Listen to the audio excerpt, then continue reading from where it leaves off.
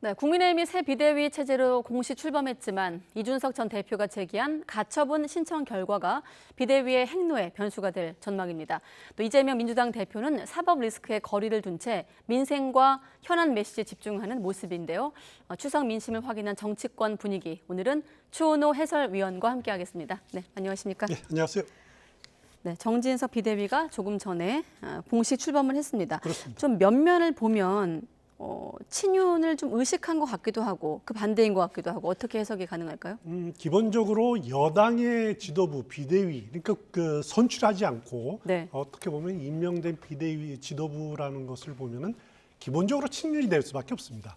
그러니까 만약에 선출된 최고위원들로 된 최고위원회라면은 자기 정치 또 자기 색깔을 내는데 네. 지금 비대위라는 것은 나름대로 이 상황을 정리하고 수습하는 그런 비대위 아닙니까? 그래서 전반적으로 모난 인사들을 배제하는 것이 아마 당연한 수순이었을 것 같고요. 네. 전반적으로 친윤 분위기는 이렇게 강하게 갈 수밖에 없을 거다. 여기에 또 과거에 윤석열 대통령과 그 가까웠던 정점식 의원이라든가 아니면 김병미 당협위원장이 포함돼 있고 무엇보다도 네. 정진석 비대위원장이 원조 친윤이다라는 것 때문에 새 비대위원은 어떻게든지 간에 친윤 색채가 강할 수밖에 없는 그런 한계를 갖고 있다 이렇게 네. 보시면 될 것 같습니다. 오늘 돌발 영상에도 등장했지만 정 비대위원장이 그 친윤이란 말에 불쾌하다 이런 표현도 하기도 했어요. 아까 그 면면 중에 1시간여 만에 사의를 표명하기도 하지 않았습니까? 주기환 전 수사관이었죠. 그렇습니다. 좀 어떻게 보면 좀 시작부터 삐걱거리는 것 같기도 하고. 그렇습니다. 네. 상당히 뭐 90분 만에 그 발표가 난 지 그만 사태를 표했으니까 네. 삐거덕거리는 모습을 보였는데 주기환 전 광주시장 후보로 나와서 이번에 지난 그 지방선거 때 15%를 넘게 득표를 했었습니다. 네. 그래서 나름대로 호남에 대한 대표성 그리고 지역 안배 차원에서 적임이다라고 판단을 했던 것 같아요. 네. 그래서 주호영 비대위에서도 이름이 올렸고 이번에 또 이름을 올렸지만은 네. 그래도 워낙 주기환 전 후보 경우에는 윤석열 대통령과 그 검사 시절부터 인연이 굉장히 깊지 않았습니까? 그럼 너무 친윤 색채가 강하다라고 네. 하는 부담감 때문에 90분 만에 사의를 표명했고 그래서 그 자리에 역시 지역 안배로 전주의 의원, 광주 출신입니다. 전주의 의원이 대체로 그 자리를 차지하는 것으로 났는데 전반적으로 과정을 보면은 네. 좀 짜임새가 없다. 이런 비판은 들을 수밖에 없을 것 같습니다. 네, 물론 이제 가처분이라는 어떤 변수가 있습니다만 이 면면들, 이 인물들을 데리고 정기국회도 관통해야 되고 또 다음 전당대회 전까지 꾸려야 되기 때문에 어떤 그렇습니다. 대야 관계에 있어서 좀 면면을 고려한 측면도 있을 것 같은데 어떨까요? 그런 부분들은?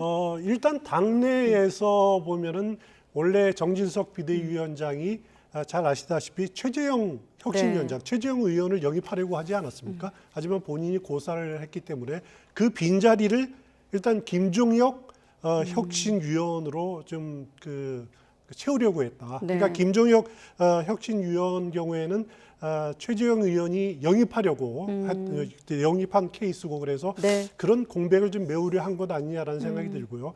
그리고 대화 관계에서 보면은 이런 그 비대위원들이 전반적으로 원하지 않는 분들로 세웠고 또 국회의원들 보면 나름대로 정책에 대해서는 상당히 좀 나름대로 전문성을 갖춘 네. 그런 김상훈 의원이나 정점식 의원을 내세운 것들도 정책 부분을 강화해서 정기국회를 돌파하겠다. 뭐 그런 의도도 다분히 생각해 볼 수 있는 것 같습니다. 네.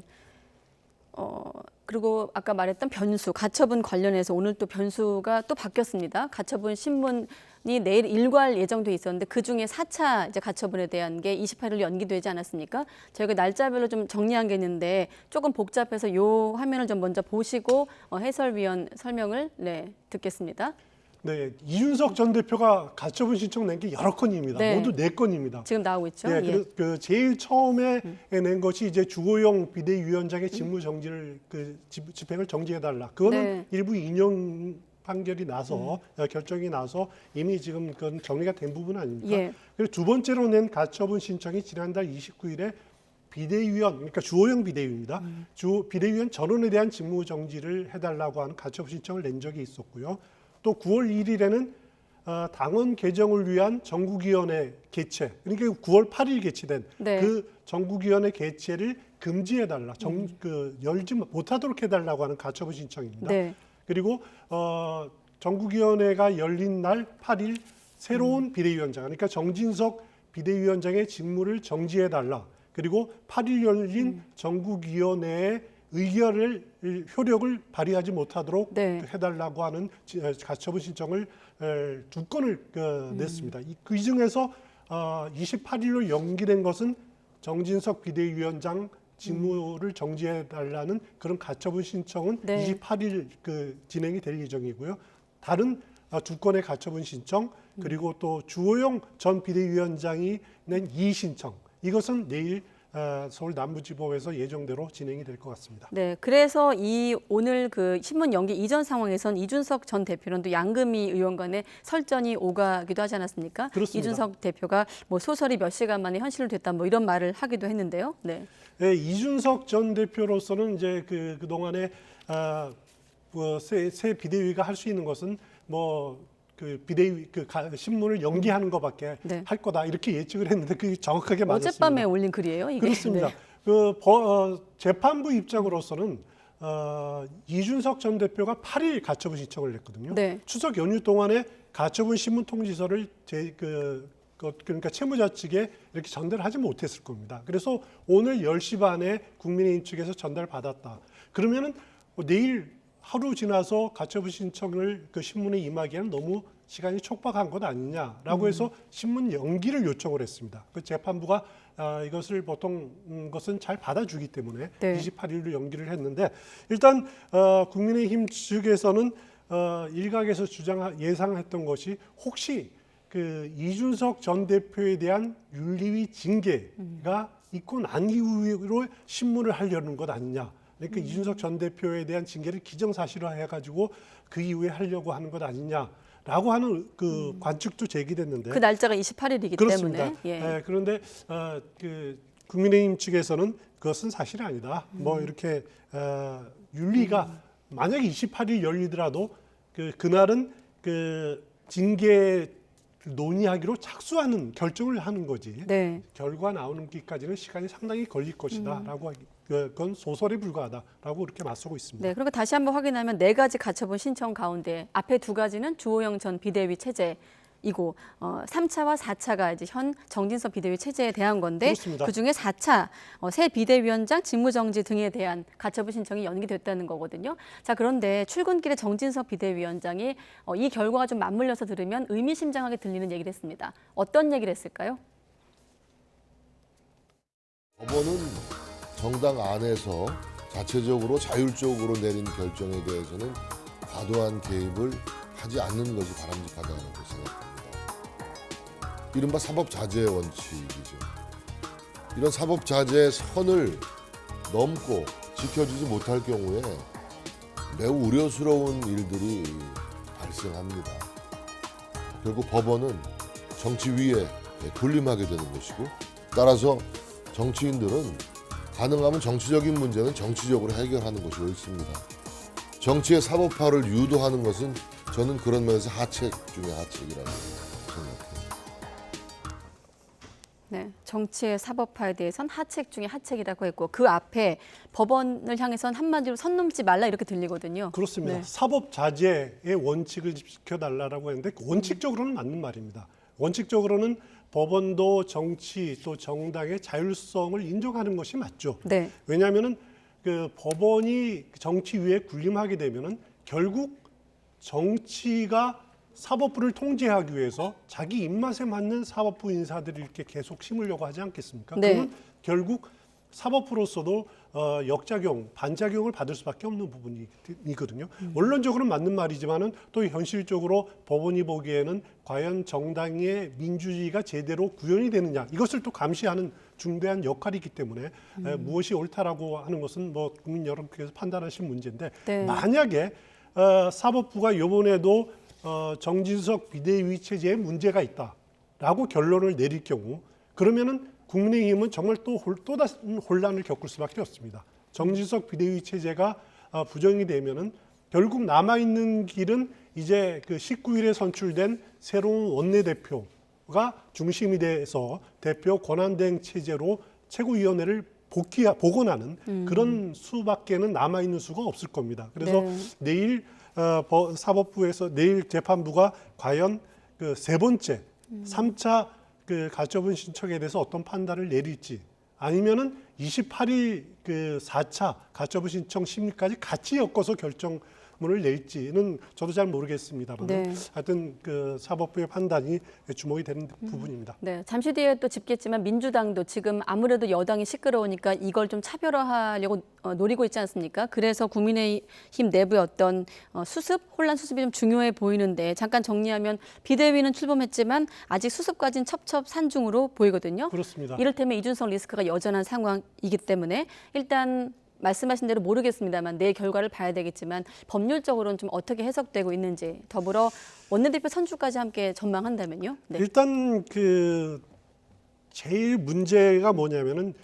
지난번 그 재판부의 판단 중에서 그 과연 국민의힘 상황이 비상 상황이었느냐, 네. 주호영 비대위 체제가 들어서는 상황이 비상 상황이었느냐, 재판부는 인위적으로 비상 상황을 만들었기 때문에 그거는 비대위원장의 주호영 비대위원장의 직무 정지가 맞다라고 이렇게 판단하는 부분들인데 과연 그러면은 새로운 비대위 정진석 비대위가 들어서는 상황이 그러면은 과연 비상 상황이 인위적이 아닌 상황이냐 네. 이 부분에 대해서 어떻게 판단할지는 저도 잘 모르겠습니다. 만약에 근데 문제는 같은 재판부이기 때문에 같은 잣대를 들어서면은 만약 그 국민의힘으로서는 아주 힘들겠지만은 비상 상황이 인위적으로 만들어졌다 이렇게 볼 수도 있는 부분들이고요. 네. 아니면은 재판부가 국민의힘이 바라는 것처럼 국민의힘이 당원 당규라든가 이런 것들을 정리를 잘 했기 때문에 거기에 맞춰서 진행이 된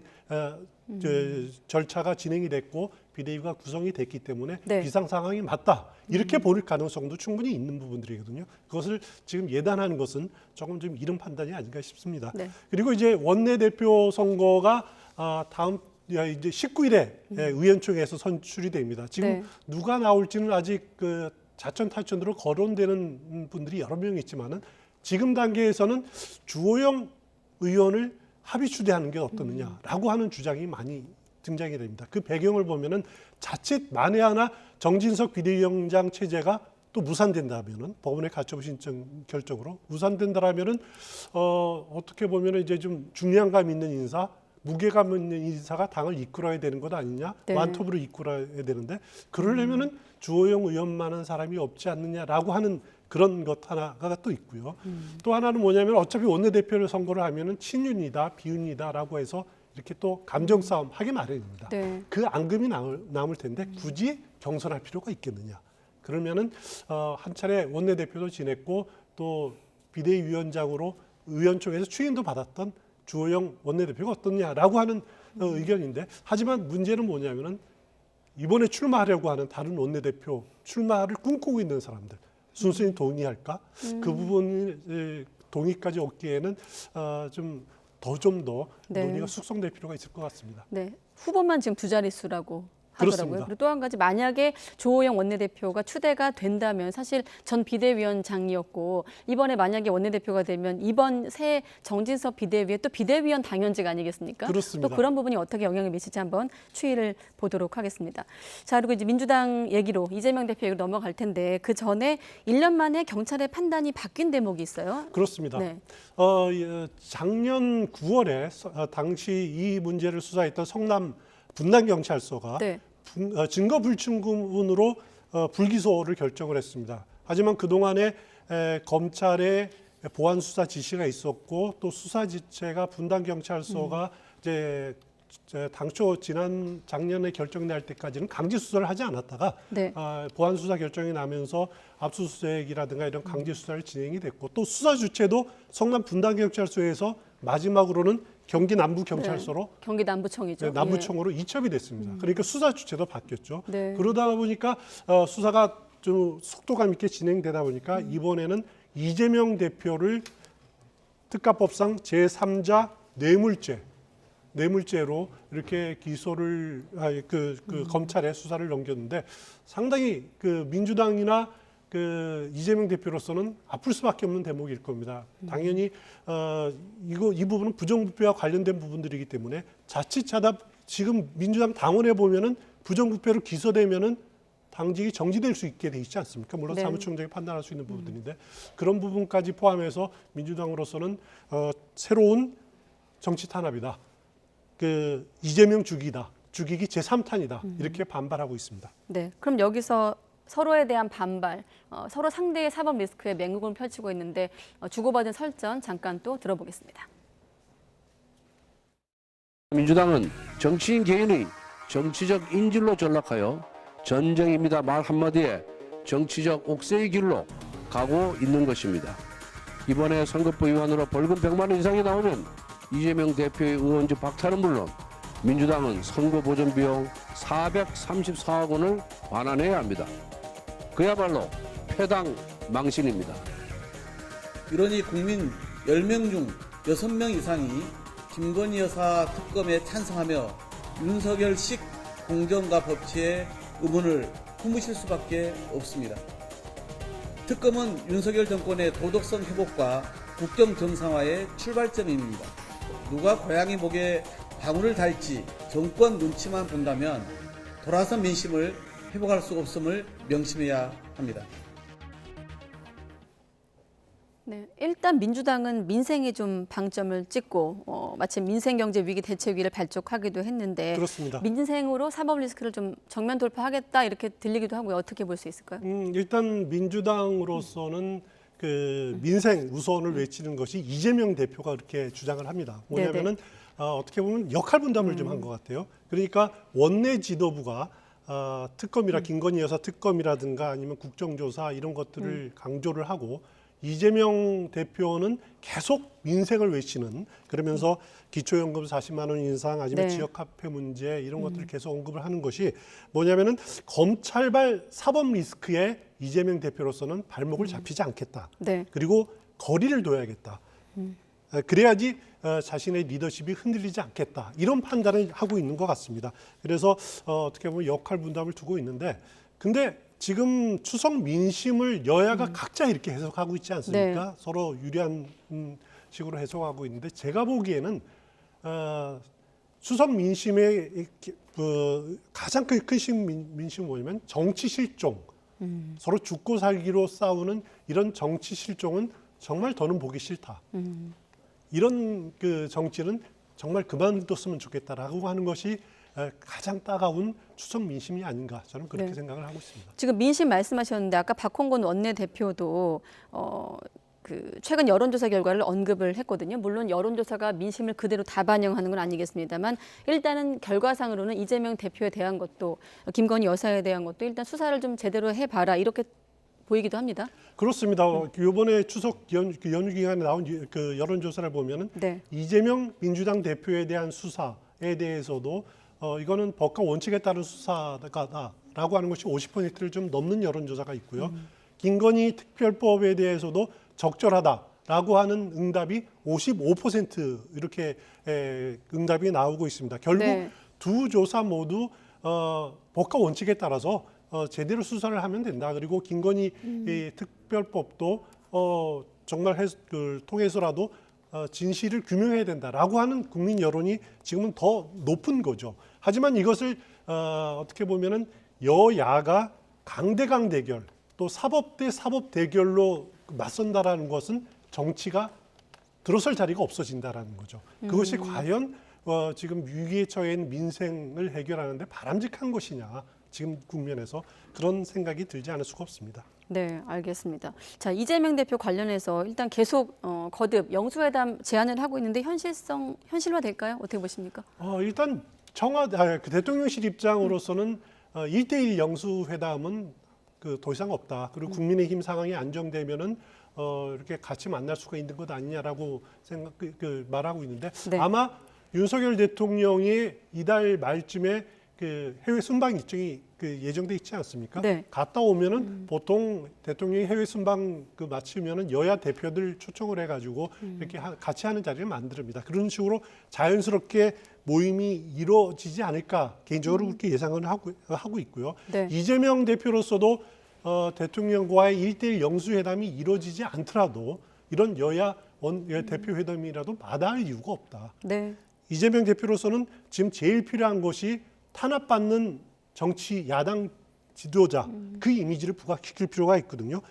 그래서 계속 지금 민생을 외치고 안보를 외치는데 결국 그래서 돌아오는 거는 하지만 돌아오는 것은 뭐냐면은 검찰의 사정의 칼날이다라고 하는 이미지를 심어주는데 피할 필요가 없다라는 거죠. 그래서 아마 그 대통령의 해외 순방 마치고 여야 대표 회담이 자연스럽게 이루어지면은 이재명 대표도 적극적으로 참석할 가능성이 높다. 저는 개인적으로 그렇게 예측합니다. 네, 위원님께서 순방 언급하셨기 때문에 순방까지만 전망하고 마무리하겠습니다. 18일부터 5박 7일 영국, 미국, 캐나다를 순방하는데 아무래도 최근에 어떤 지지율 하락 국면에서 대통령실은 이 어떤 기점을 좀 반등의 계기로 삼게 될 텐데 어떻게 전망하십니까?